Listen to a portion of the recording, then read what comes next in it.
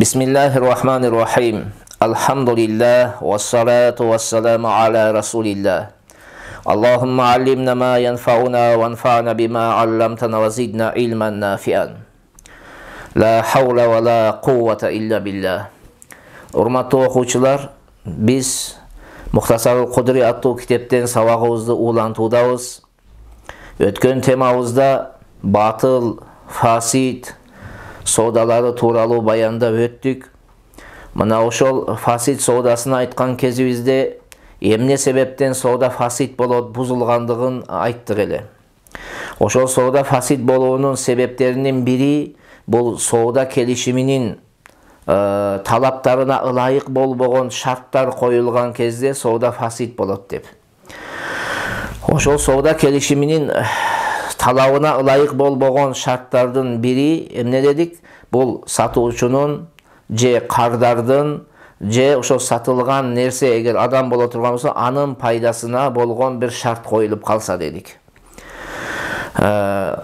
Ошол шарттардын бири эгер ушундай таризде бир шарт коюла турган болсо сауда фасид болот дедик. Эми бүгүн сабагыбызды улантып кайра эле ошол фасид саудадан баштайбыз. Bismillahirrahmanirrahim. وَمَنْ اشْتَرَى ثَوْبًا عَلَى أَنْ يَقْطَعَهُ الْبَائِعُ أَوْ يَخِيطَهُ قَمِيصًا أَوْ قَبَاءً أَوْ نَعْلًا عَلَى أَنْ يَحْذُوَهَا أَوْ يُشَرِّكَهَا فَالْبَيْعُ فَاسِدٌ. Adattagындай биринчи сөзмө сөз которуп алып, андан кийин сүйлөмдү чечмелөөгө киришели. Китептин жазуучусу Кодери рахматулла алейхи мынтип айтты. Демек кимде ким бир кездемени сатып алса, бирок сен мага муну бычып, тигип көйнөк, же чапан, же шым, же башка нерсе тигип бересиң деген шарт менен. Же наал сатып алса, наалды азыр төмөндө чечмелейбиз. Наал сатып алса, сен буга жуп жаса бересиң, жууну жаса бересиң, же болсо боону жаса бересиң деген шарт менен сатып ала турган болсо, бул сауда фасид болот дейт. Эми бул сүйлөмдү чечмелей турган болсок, бул түр сауданын бузулгандыгынын себеби келишим түзүлүп аткан кезде кардардын пайдасына шарт коюлуп атат. Бул ошол сауда келишими талабына ылайык эмес болгон кардардын пайдасына эмне шарт коюлуп атат. Биринчи сүйлөмдө мен келип бир кездеме сатып жаткан кишиге мынтип айтып атам да: "Таксыр, мен сизден мына ушул кездемеңизди сатып алам, бирок шарты эмне? Сиз муну бычып мага чапан тиги бересиз, мага желек тиги бересиз, же мага шым тиги бересиз" деп. Бул жерде пайданы карасаңыз, кездемени эмне шарт менен сатып алып атат? Эгерде мага ушуну тиги берсеңиз, мен сизден шуну сатып алам деп жатат. Ушул жерде фасид болот. Эмнеге? Себеби эмне дедик?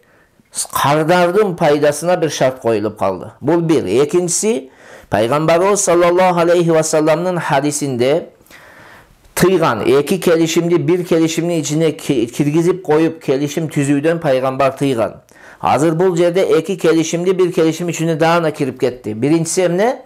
Кездеме сатып алуу, экинчисини жанагы сиз мага жанагы нерсени тиги бересиз деген экинчи нерсе кирип атат. Эки келишим түзүлүп атат. Бири бекер, экинчиси эмне болуп жатат? Акча менен болуп жатат. Ошондуктан бул сауда эмне экен? Фасид болот. Экинчи мисалда наал деди. Ушул наал деген сөздү алымдарыбыз эки түрдө чечмелеген. Кээ бир алымдарыбыздын көз карашы боюнча наал деп кадимки эле бут кийимди айтат. Мына ошол бут кийимди дейт, мен сатып алам, эгерде сиз мага ушунун жууну жаса берсеңиз дейт. Бул так экен. Мына бизде магазиндерге барсаңыздар, эки бут кийимдин бирини гана чыгарып коет го. Балким мурунку доорларда ошондой эреже болгон. Бир размерде бир бут кийимди чыгарып коет, жасап, жанагы тигип даярдап коет. Анан экинчиси келгенде заказ кылгандан кийин экинчи жууну жаса берет. Балким ошол доорларда болгон да ошондой. Кыскасы, бир бут кийим турат, анын жууну жаса бергин деп шарт кылды. Же болбосо ушуга боо жаса бергин, боолорун даярда бергин деди. Bunday soodada dagы фасид соода эмне болот дедик? Фасид болот. Жанагы жокоруда айткандай эле да, бул жерде кардардын пайдасына шарт коюлуп атат. Бир, экинчиси эки келишимди бир келишимдин ичине киргизип, экөөнү бирдениге келишим түзүү болуп атат. Эми кээ бир алымдарыбыздын көз карашы боюнча ушул жердеги нал дегенден максат бул бут кийим эмес. Бул тери. Teri сатып алуу. Мындайча айтканда мен сизден тери сатып алам, эгерде сиз мага ушунан бут кийим жасап берсеңиз дейт. Бул жерде эмне болуп атат? Бир жактан жанагы товарды сатып алып жатат, экинчи жактан ошону бут кийим жасап берүүнү талап кылып жатат дейт. Мына ошондуктан кыскасы бул соода эмне болот экен? Фасид болот дейт. والبيع إلى النيروز والمهرجان وصوم النصارى وفطر اليهود إذا لم يعرف المتبايعان ذلك فاسد. Kudri rahmetullahi aleyhi aytdı. Akçasın Novruzda, je Mahırcanda, je Hristiyanlardan oruza tuta turgan gününde, je Yevreylerden oğuz açar gününde beresin degen şart menen satsa. Mana bu buyumdu sizge sattım, akçasını palan günde beresiz deb misal. Egerde uşul kündördü sooda kelişimin tüzüp atkan adamlar, satuvçu menen kardar bilişbese, datasın bilişbese, anda bu sooda dagı emne bolot eken? Fasid bolot deydi. Emi urmatlı okuçular, niruz degen söz. Niruz degen söz, bu Pers tiliden kelgen Navruz degen sözdön. Bizdin Kırgız tilinde biz Novruz dep koyuyoruz. Mına erteң 21 Mart kelip atat. Mına ошол күндү Novruz dep koyot. Бул ошол жаз мезгилинин эң биринчи күнүнү неме деп коюшат? Novruz деп коюшат. Муну жанагы отко сыйынгандар мына ушул күндө отту жагып алып, ага айланып, тегеренип, кулчулук кылышкан бир майрам бул. Бизде исламда бул майрам жок. İslamda bizde alımlarımız, fıkh kitaplarımızda bardıq fatvalarımızın köpçülük bölüğünde kelet. Eğer de Novruz gününde bir adam bir cumurtka Novruz'un hurmatına bere turgan bolsa, al dinden çıgat dep öte katı aytkan yerler var. Biroq biz temadan çıkmaylı, bizim temamız sooda. Kıskası bir adam sooda kelişimin tüzdü. Men misalıga cumadıl menen sooda kelişimin tüzdüm da. Men sizge uşul telefonumda satam, akçasını Novruz günü veresiz dedim. Je Mahırcan. Mahırcan degeni bu kıştın birinci gününü aytat. Oşo kıştın birinci günde beresiz dedim. Je kaçan orozolor, Hristiyanlar oruza tuta turgan günü beresiz akçasını dedim. Je Yahudiler oruç aça turgan gününü beresiz desem, mına oşol kündörlü tak dana men dagın, al dagın bilbey turgan bolsa, bol sooda emne bolot eken? Fasid bolot. Sebebi munun jıyıntıgı talaş tartışka albara turgan ne bolot? Maselege aylanat. Misalga satkan adam ertelek akçasını algısı kelet. Satıp algan adam biraz keçiktirip janagı datalga bilbeybiz da anık. Keçiktirip bergisi kelet. Oşonduktan fasid bolot. Al эми эгерде бул күндөрдүн датасын так дана биле турган болсок, кайсыл күнү Novruz болот, Мехиржаны кайсыл күн болот, орозону качан тутушат, оозду качан атышат, анда ал соода не болот экен? Дурус болот. ولا يجوز البيع إلى الحصاد والدياس والقطاف وقدوم الحاج. Jana Kudri rahmetullahi aleyhi aytdı. Hasat günü, je diyas günü, je qitaf günü, je ajikeler kelgen günü akçaсын beresin dep satsa, bol sooda dagın durus emes deydi. Hasat degen söz, bu egindi çoğultuu degen söz. Men bir buyumdu sattım. Misalıga men telefonumdu Aydar Şeyh'e, mına uşul telefondu sizge sattım. Egin tegin çoğulatılgan günü uşunun akçaсын maga beresiz dep. Je bolsa mına uşul telefonumda sattım, diyas günü beresiz dep. Diyas dep bu eskiçede hazırkı bizdin doğuda budaydı, arpanı, janagı kombayn je öyle bizge tazalap berip atat. Murunku doğularda hazırdağın kee bir yerlerde atayın talada kırman kılışat. Kırman kılıp oşo жерге dandı janagı orulgan budaydı al barıp taştap çöğü menen. Anan at menen, emne menen bolsa аны депсеп майдалайт. Майдалап анан сапырып тазалап алат. Мына ошол дияс деп, мына ошол ат менен дебелете турган, бастыра турган күндө айтат. Ошол күнү акчасын бересин деп сатсам. Же китов, жанагы жүзүм териле турган күндө бересиз десем, же болбосо ажыкелер келе турган күн акчасын бересиң деп сата турган болсом, телефонумду айла шейхке. Бул соода дурус эмес дейт. Себеби эгин тегинди жыйноо кээде узарып кетиши мүмкүн, кээде кыскарып эртелеши мүмкүн, кээде кечигиши мүмкүн. Жыйынтыкта бул дата, даана белгилүү болбогондуктан бул соода не болуп калат? Фасид болуп калат. Ошондой эле ажыкелердин келүүсү дагы узарып кетиши мүмкүн, кечигип келиштери мүмкүн. Кыскасы, ошол дата белгилүү болбогондуктан соода эмне болуп атат? Фасид болот дейт.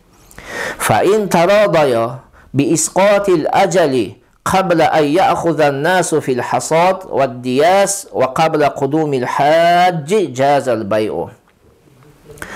Qudri rahmatullohi alayhi aytdı. Demek eğer satuvchu menen karıdar, ökö makullaşsa da, emnege makullaşat? Adamlar janagı egin tegindi çogultuuda kirişүүдөн murun, je janagı budaydanды bastırуудан murun, je ajikeler kelүүдөн murun, muna ушул möөнөттү жоёлу dese, kayra janagı buzuk sooda, durus soodaga айланат дейт. Kayra durus bolot дейт. Бул сүйлөмдү эки түрдө түшүнүш керек. Бири жанагы которгонубуздай. Эмне кылды? Келишим түзүлгөндөн кийин кайра жанагы эгин тегин чогулуудан мурун келиңиz эми таксыр бул жанагы мөөнөт коюлган мөөнөттү жоёлу да туура мөөнөт коюлу десе, же такыр эле жоюп салалы десе, анда соода дурус болот деген бир мааниси. Экинчи мааниси, муну азыр байкап турганыңыздай, азыр биринчи маанисинде булар соода келишимин биринчи түзүп алып экөө эки жакка кетти. Басып кетип, канча убакыт өтүп, анан кайра жоюп атышат. Бирок экинчи мааниси, дал ошол соода келишимин түзүп аткан кезде кайра муну жоюшат. Мисалга мени менен Айдар шейх ушундай келишим түздүк.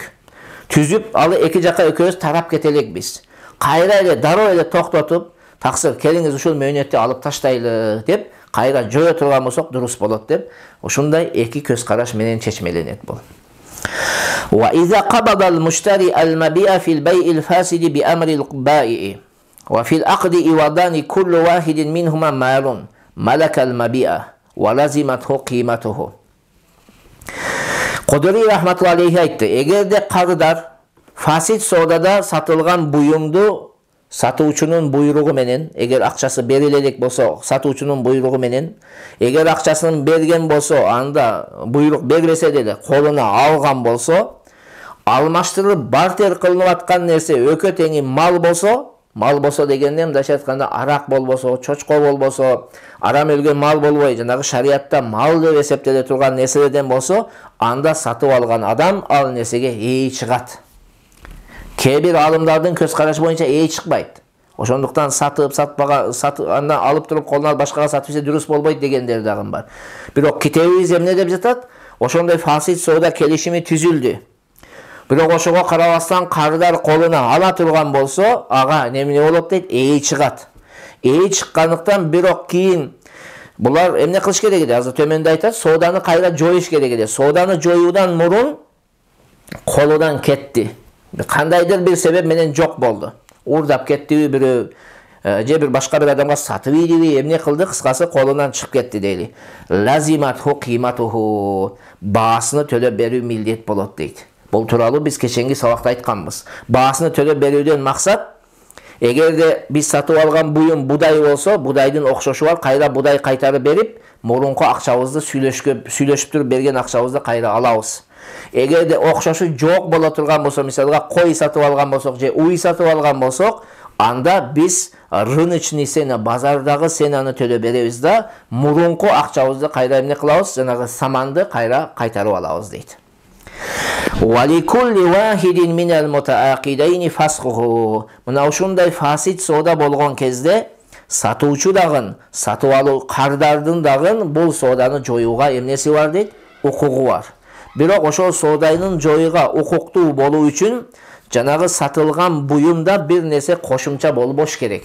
Эгерде кошумча сатып алгандан кийин кошулуп кеткен болсо, өсүп кеткен боло турган болсо, анда муну жоюуга укугу жок. Мисалга өсүп кетти дегенде, көбөйүп кетти дегенде, мисалга мен бир кездемени сатып алып боёдум, же кездемени сатып алып туруп бычып, тигип бир көйнөк кылып алдым, же жанагы мурунку сабактарыбызда айткандай талканды сатып алдым да ага май аралаштырып умаш жасадым мисалга. Муну ажыратууга кайра такыр эле болбойт. Ушундай болуп көбөйүп кете турган болсо, анда эмне экен? Жоюудун укугу колубуздан кетти. Эми сооданы эмне кыла албайбыз? Жоя албай калабыз.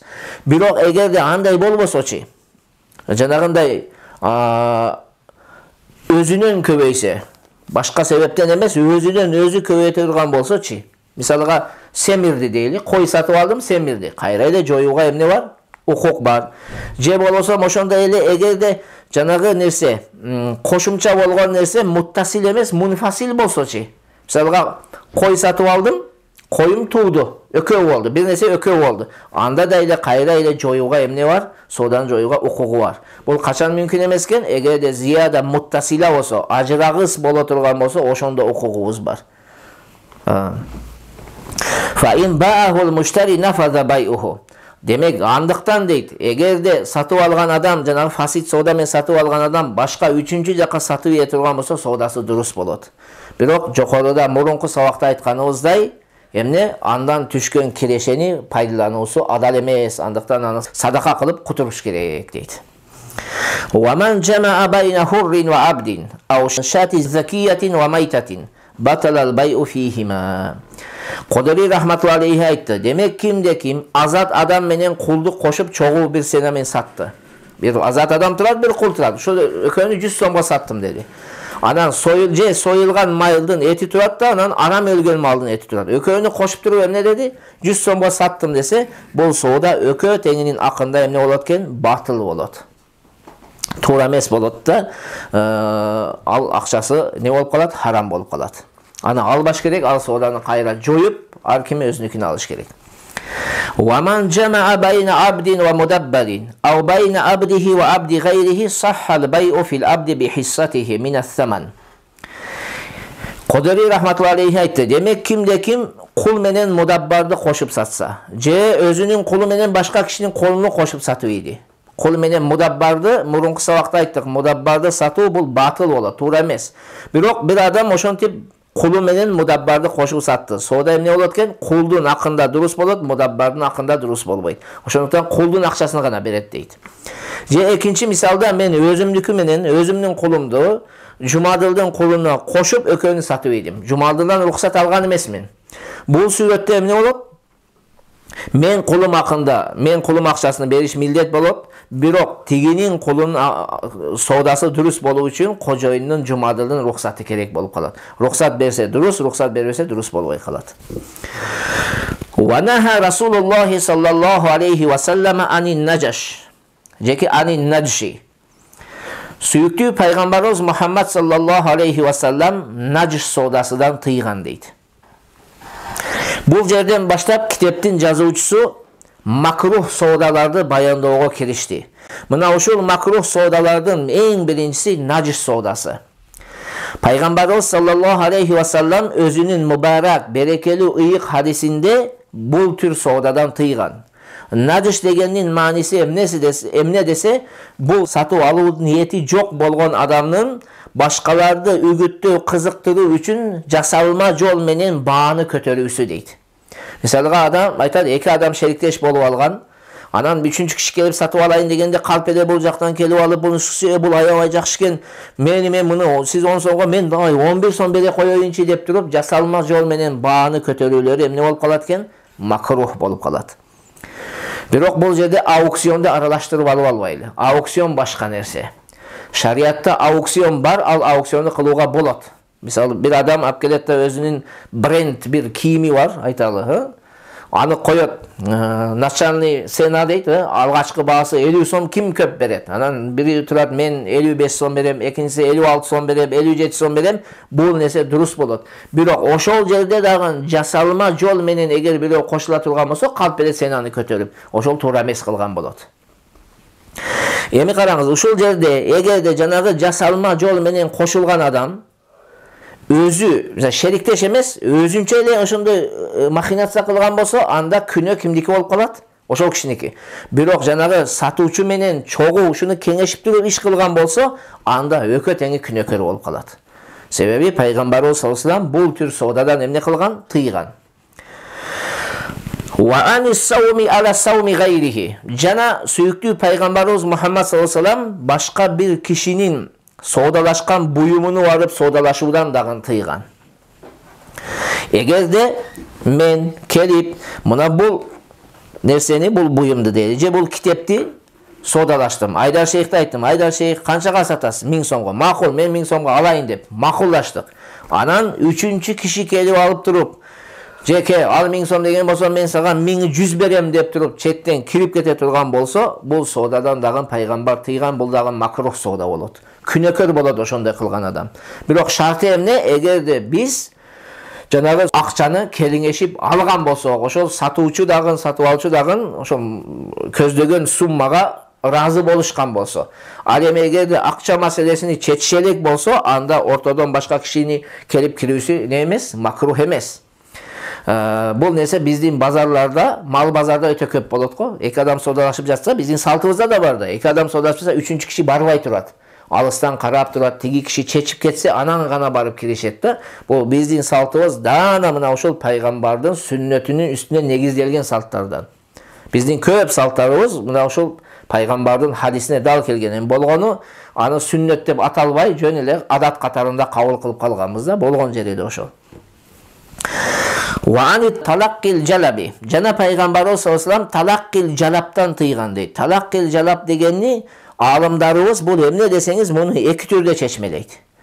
Talaqqil jalap emne dese, bir alımdarыбыздын көз карашы boyunca bir şaarlık mesni adam sırttan bir kerüveninin kelip жатканын uga kalat da. Misalıga Jumgaldan, je Susamırdan mayda mal kele jatat. Bunu daro oşonu ugat da jolgo çıkıp oşonu tosup alat da El malga muhtaç. Eğer de al joldan satıp alıp bul jaka kelip kımbatırak bağa menен sata turgan bolsa, el kıynalıp kalat. El ziyan tartat. Oşondoy bolup anan bul joldan çıkıp tosup alıp turup tigini emne kılat? Tigiden satıp alat da arzanırak bağa menen. Bazarga kirgizbey joldan ele tosup alıp. Bul jaka alып kirip emne kılat? Kımbat bağda satat. El ziyan kıla turgan bolsa, bir kaatçılık, bir kıyınçılık bolgon kezde. Oşondoy kıla turgan bolsa, mına oşonu emne dep koyot ekende? Talaqqil jalap dep koyot deydi. Bu bir misalı. Bir alımlardın köz karaşı boyunca. Bunda emez, joldan tosup alıp emez. Jön ele mesni jergilikli adam, sırttan bir kelgen adamdı. Ne kılat? Tıp tosup alat da arzan bağdan, bazardın bağısından arzan bağa men satıp alat. Bazardın bağısı men emez, andan azar, bazardın bağısını andan jaşırat. Mesela bazarda 10 som bolsa, bul 10 som debet da, bu 8 som debet da, 8 somgo satıp alıp, anan ap gelip, bul jakta emne kılat? Özü kalagan bağda satat. Bul jerde kim ziyan tartıp atat? Satuvçu. Oşondoy kıskası, satıp aluvçularga, je satuvçularga ziyan jete turgan dengelde bola turgan bolsa, kıyınçılık doğrularda. Mına oşol soodаны emne dep koyot eken? Пайгамбар oşondoy tür soodadan пайгамбар tıygan. Al эми bizde mına bazarda satıp alışat go. Bazardan satıp alıp ele kayra satat. Bazarın içinde sena belgiliyor da. Satıp alıp ele kayra satat. Bunu bir adamlar uşul soodanın türüne koşat, bu soodaga kirbey kalat. Sebebi al jerde açık bari.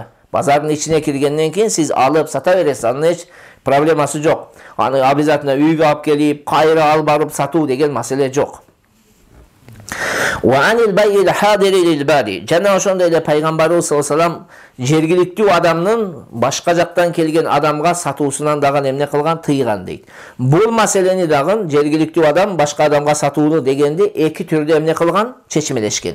Bir alımdarımыздın köz karaşı boyunca bul tür sooda emne deseniz, sırttan kelgen adamın buyumunu, yani jokordagıday mesni adam emne kılar? Jergilikli adam satıp alat. Satıp alat da keyin biraz vakit ötkenden keyin kımbat bağda kayra emne kılat? Çıkarıp satat. Mındaça ayтканда monopoliya сыяктуу кылат да, kımbat bağda ап чыгат da emne satat. Oşul tür deydi. Bul türden dagı Peygamber sallallahu aleyhi ve sellem emne kılgan? Tıygan. Bir alımdarımız aytат, anda emes deydi. Bunun manisi deydi. Bir şaharda bir adam basıp koyganda jügünü. Mesela aytalı tonnası men undu je sakırdı, azı bizim de orada sakır, un neme olup atpayбы? Bastırıp koygan. Anan jergilikli elge satpay, başka jakta bağı kımbatırak oşol jaka alıp barıp satat deydi. мына эли зыян кылып аткан кезде, эли кыйналып аткан кезде өзүнүн элине сатпай туруп башка жерге алып барып сата турган болсо, мына ушуну байул хазир лил бади деп аталат. Пайгамбарыбыз саллаллаху алейхи вассалам бул түр соодадан эмне кылган? Тыйган. Ошондуктан бүгүнкү күндө мынау кыйынчылыктарды пайдаланып, элдин муктаждыгына өтөп берүү, элдин муктаждыгына жеңил кылуудун ордуна кыйындаштырып аткан ага инелерибиз көздөрүн ачыш керек. Себеби бул шариатта мүмкүн эмес соодалардан, шариатта арам соодалардан, кээ бирлер макрух десе, кээ бирлер арам деген соодалар, бул түр соодаларды. Ошондуктан абайдаштары керек. Вал бай'у инда азанил жума. Ошондой эле жума күнү азан айткан кезде соода сатык кылуудан тыйылган. Себеби ыйык Кур'ан-ы Каримде Аллах Таала эмне деген? Силер жума күнү азан айтылса, соода сатыкты токтотуп, эмне кылгыла? Жума намазды көздөй баргыла дейт. Бирок кээ бир жерлер бар, бир канча жерден азан айтылат. Ар башка таризде. Эми ошондо кимисине эртиш керек? Кайсы азанды эртишибиз керек? Bir учурда айтылбайт да. Бири мисалга 1:30 айтса, бири 1:35-те, бири 1:40-та айтышы мүмкүн. Бул жерде алымдарыбыздын ортосунда талаштар бар. Алымдар эки көз караш айтат. Кээ бир алымдардын көз карашы боюнча эң биринчи уккан азанды ээрчит дейт. Кээ бир алымдар айтат, өзүнүн бара турган мечитинин азанын ээрчит дейт. Мына ушул туурараак да. Кайсы мечитке барса, ошонун азанга чейин соода кыла берсе болот. Ошол жердин азаны башталды, соода сатыкты токтотуп, жума намазга көздөй барыш керек болот. Ушул туурараак, логичный да бул да эле өзү дагы. Ва куллу залика юкраху. Аталган соодалардын бардыгы эмне экен? Макрух соодалар болот. Жана жогоруда айтканда, кээ бирлер арам, кээ бирлер макрух тахрими дейт. Баары бир бул нерседен биз эмне кылышыбыз керек? Сактанышыбыз керек. Вала яфсуду бихил бай'у. Бирок ошол макрух экендигине карабастан кандайдыр бир адам эми өзүнүн нафсынын кызыкчылыгын контроль кыла албаган, башкара албаган адамдар ушундай соода келишиминин ичине кирсе, ал соода бузулбайт. Ал соода эмне болот? Соода болуп эсептелет. Бирок күнөөсү бар. Дүйнө деп акыретибизге зыян бербешибиз керек да. ومن ملك مملوكين صغيرين أحدهما ذو رحم محرم من الآخر لم يفرقا بينهما. Кудри рахматулла алейхи айтты. Кимде ким балагатка жетелек эки жаш балага ээ чыкса дейт. Балагатка жетелек эки жаш бала. Ал экөөнүн бири экинчисине не экен? Махрам тууган. Дайча айтканда эки агайыны дейли, же эжели сиңди, же эже ага менен карындаш. Бирок экөө тең эмне? Балагатка жете элек. Мына ушуларды эмне кылат? Саткан кезде ажыратып туруп сатпаш керек. Пайгамбарыбыз саллаллаху алейхи вассалам бул түр соодадан дагы эмне кылган? Тыйган. Себеби булардын экөө бири-бирине мейримине, бири-бирине жардамдашып, чоң кичинесине мейримине мындай алып, кучактап, ошого жардамдашып эмне кылат? Колтугуна кысып, жакшы мындай эркелетип алып жүрөт да. Эгер ажырата турган болсок, ошол мейирден булар кулук алып калышат. Ошон үчүн Пайгамбарыбыз саллаллаху алейхи вассалам буларды эмне кылган? Ажыратып туруп сатуудан, ажыратып туруп береке берүүдөн, ажыратып туруп садака кылуудан дагы тыйган да мындай түр кулдарды. Ва казалика иза кана ахадухума кабиран вал ахару сагиран. Ошондой эле эгерде бири балагатка жеткен болуп, экинчиси балагатка жетелек болсо да эле ошону ажыратууга мүмкүн эмес. Себеби чоңу кичинесин эмне кылат? Эркелетип карап жүрөт да. Файрин фаррака байнахума куриха залика ва жазал байу. Бирок ошого карабастан эгерде ажыратып экөөнү сата турган болсо, бул күнөө болот, макрух болот, Кудай Тааланын жанында эртең жоопкерчилик болот. Ошого карабастан соодасы дагы эмне болот? Дурус болот дейт. Ва ин кана кабирайни фада баса биттафриqi байнахума. Ал эми эгерде булар экөө тең жашы улуу болсочу, экөө тең балагатка жеткен, өздөрүн контроль кыла ала турган болгон жашта болсо, анда бул экөөнү ажыратып сатуунун неси жок, зыяны жок. Мына ушул жерде сабагыбызды токтотолу. Кудай Таалам бардыгыбызга туура түшүнүк берсин. Ассаламу алейкум ва рахматуллахи ва баракатух.